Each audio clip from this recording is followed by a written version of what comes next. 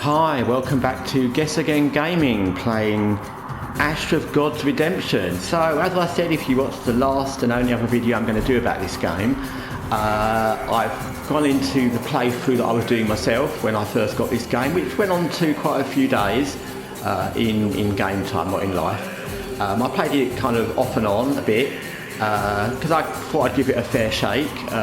As I said in the last video, it's kind of overwordy for the fact there's no voice dialogue and you have to read a lot, but the combat was okay. I do like turn-based games and it's very hard to find good turn-based games. So I thought I'd give it a go. And like I said in the last video, there's a point where you swap to different characters. You start in the tutorial as a monk, then you play a father and daughter, and then you come to this other area where you're playing a kind of samurai kind of guy. It's almost like an ancient Japan kind of situation. And the story to this part of the game is actually kind of cool. I mean, I enjoyed the story, although I had to read a lot, and again, as I've already said, it's kind of annoying.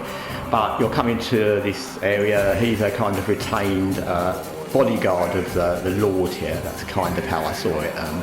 Maybe not exactly right, but that's kind of how it is. And there's an execution, there's a woman being executed who like sings, and when she's going to be executed, she's obviously very brave, and he says kill her and you don't want to kill her, and you kind of watch it, and it's all kind of quite cool. You kind of wonder if he'll save her and whether she'll join him or what's going to happen. And I was kind of enjoying that. Not, like I said, not like this is the greatest story ever, but I was, you know, I was relatively interested. And then this is the first piece of combat with this character, and like I'm not even gonna say anything, but you can see from how it is, it's like, what? And when I first saw this, I was like, huh? So you've got your character, which is obviously the one on his own, and you've got a lot of enemies, of which one is the kind of boss enemy. You can tell which one that is, obviously the one sword, and lots of guards. And I was like, huh? And yes, this character does have quite a lot of abilities. That's cool. But bearing in mind, you've been playing as either the monk, and that was in a tutorial, it's a very easy tutorial, and the father and daughter for quite a while. Those battles get more interesting, you get more party members in your group, but you've been learning their skills. So again, that's one of the reasons that this game is kind of hard work, because you've got lots of exposition, lots of unvoiced story, lots of chatting with no voices and people going And then once you're kind of used to the father and daughter and how they play, which I think is an important part of any game, learning your characters, learning how they play, you get dropped into this. Now that'll be fine, kind of, if, even with the rest of the game as it is, if the first battle was this guy against that boss guy, that would be okay, it's one guy against one guy, you can kind of learn as you go. But you're pitched into this, which is like one guy, doesn't matter how many abilities he's got, against a lot of guys, and it's not at all easy to work out. Like, he's got a lot of things, so you can see that he deals 30 damage to all adjacent units, so you're going to think, yeah, that sounds great, let's do that. And he kills them both. And I've done this little mission quite a lot of times, so I kind of know how it goes, and then because you've done that, they'll all come over and poke you with their tridents. And you can see we've lost, you know, quite a bit of health already. And I'm doing this from a kind of partially, almost like a layman's point of view, because although I played this mission a few times when I did it, because I didn't succeed actually, and that's why I gave up. I haven't played this game for quite a while. I didn't play it much at the time, so it's not like I'm any kind of expert on this at all. So this is kind of how it goes from what you would do as a normal player when you've got a new character. You think, okay, I can kill two at once, that's great.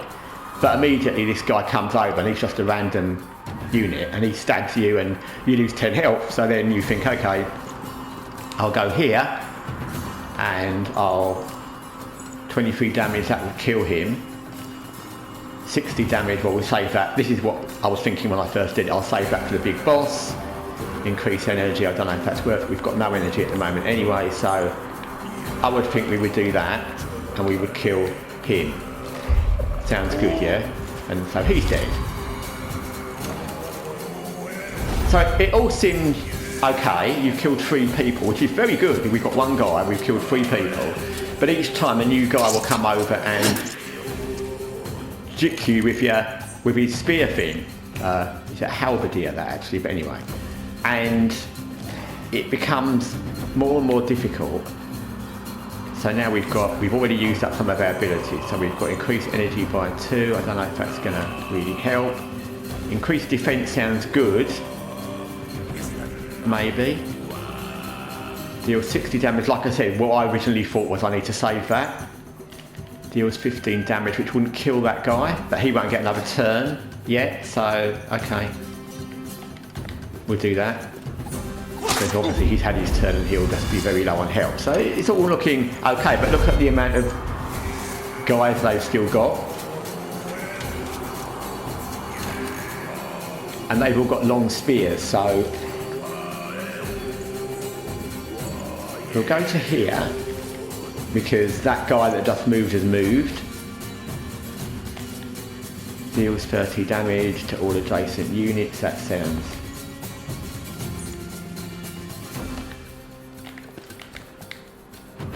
good. So he dies.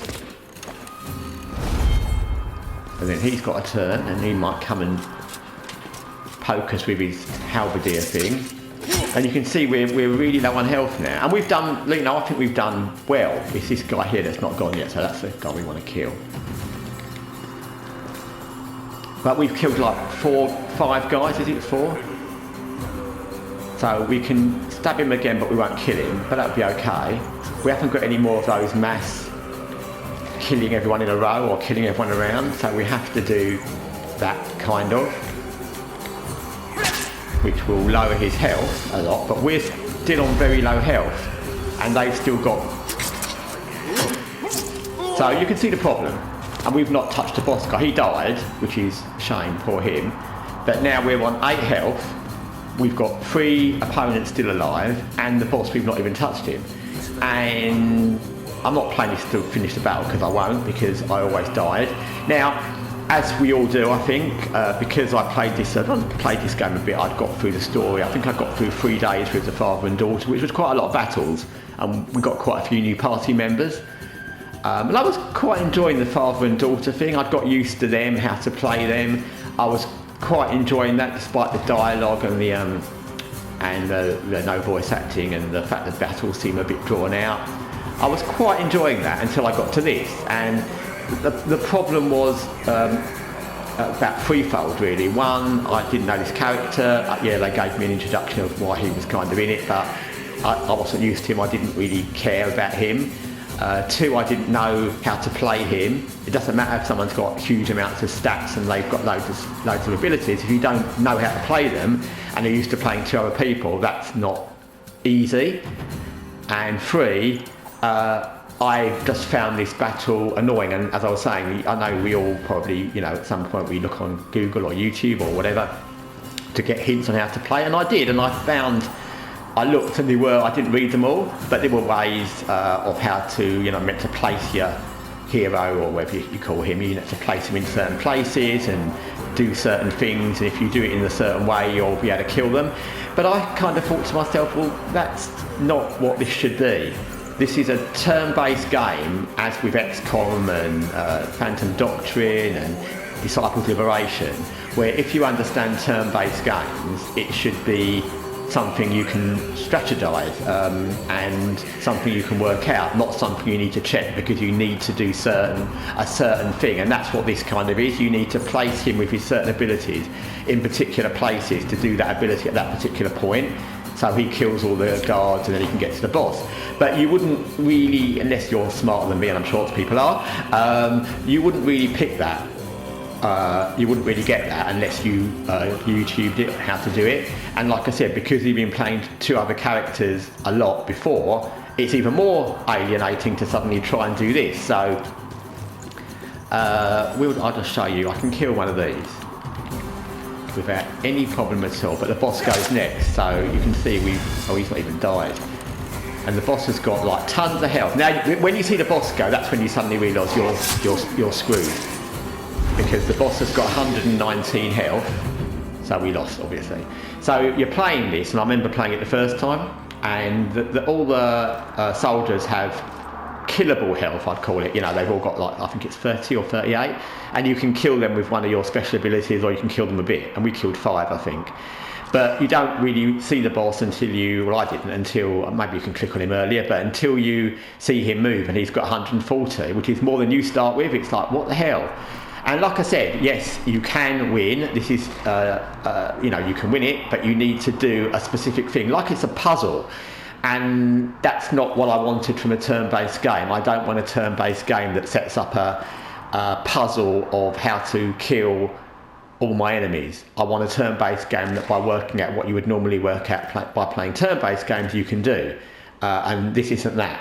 And I just found it annoying, to be honest. I found it annoying that you were dropped into a new character, you were dropped into a character and asked to play a very difficult mission as the first mission, and the only way I could solve it was to go on YouTube and check it out, which I didn't really, because I thought, if I need to do this, I'm not gonna want to continue, because if that's what this mission is, there's going to be more missions like that where you can't think it through. XCOM 2 will use that as an example. We could use Disciples Liberation, we could use Phantom Doctrine.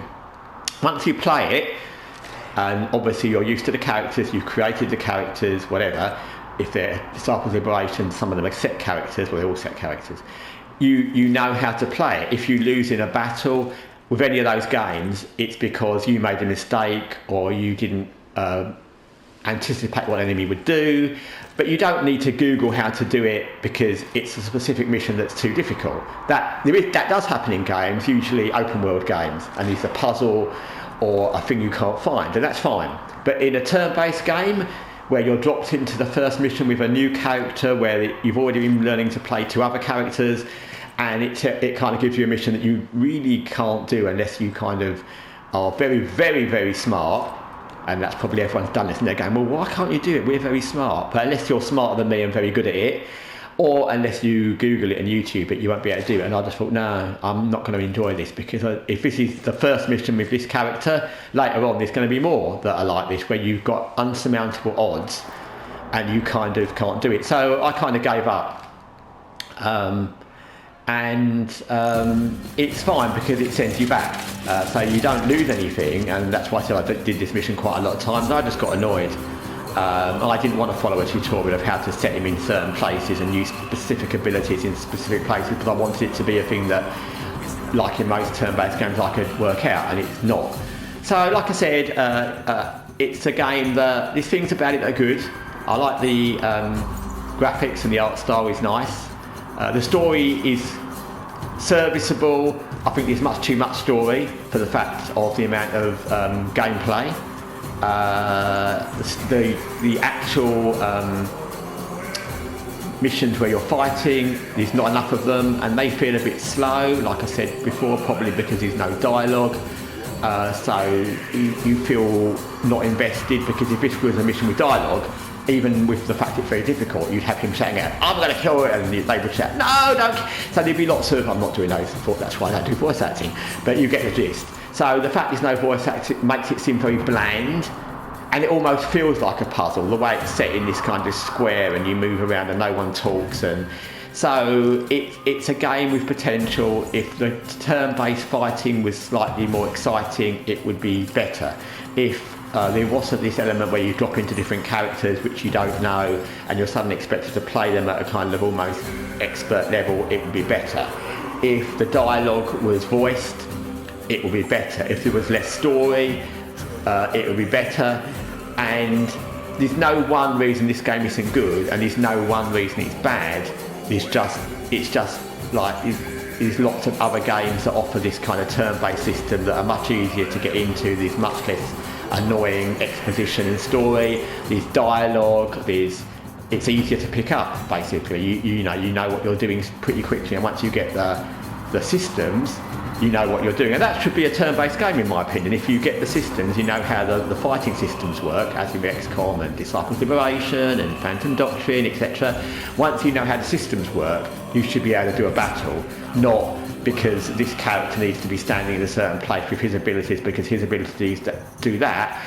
Bearing in mind, you've only just started with his character, so you have no idea of who he is or how his abilities work, because that's how you get to understand characters in, you know, like XCOM. You get to understand not just your own characters when you're levelling up your soldiers, but you get to understand how the enemies work. You get to understand what the Chosen do because of what their abilities are. So you're used to understanding how the gameplay works. But to drop a person into this, in a, like I said, uninspiring battle, and expect you to understand how to play against army you don't know what their stats are like. You've never fought these guys, you've never fought this guy, and you've never fought with him. So I just thought it was annoying. It's too much, it's not really fun, it's kind of drawn out, and it's okay, but there's so many games that offer this, but in a much better package and an easier package. So it's not a game I expect to come back to. I won't play again on this channel, but it's not a game I expect to come back to myself, because the only way to get past this is to Google how to do it, or keep trying and trying and trying. And like I said, I don't think that's what you should be doing in this, because that shouldn't be the option. If I was playing against one guy, or I had a little army and I was playing against all these guys and I kept losing because it was difficult, that's fine, I don't mind that. But this isn't fair, really, for the reasons I mentioned. So I've given up. You might want to give it a go. Maybe, like I said, different take on a different kind of person would find this simple, but for me it's not, and that's why I gave up. But you know, be my guest. Like I said, I was enjoying the father-daughter part before this, and if I could have skipped this character completely and this battle and just gone back to playing them, that would have made quite a nice little game, just playing the father-daughter with their little group.